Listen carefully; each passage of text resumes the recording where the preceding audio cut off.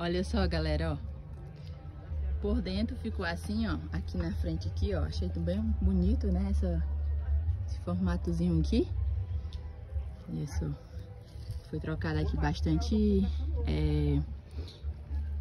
caverna, né, galera? Ó. Tem umas cavernas novas. Tá mostrando ela aqui por dentro aqui pra vocês verem, ó. Como foi que ficou. O bancozão aí, ó.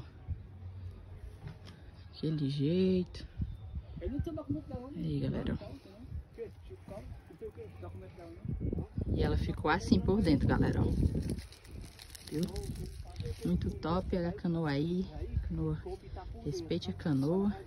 Digam aí nos comentários o que é que vocês acharam aí dessa canoa zona aqui. Meu cunhado aqui, Valdemir, galera, proprietário dela aqui. Ainda tá em processo ainda de acabamentos ainda.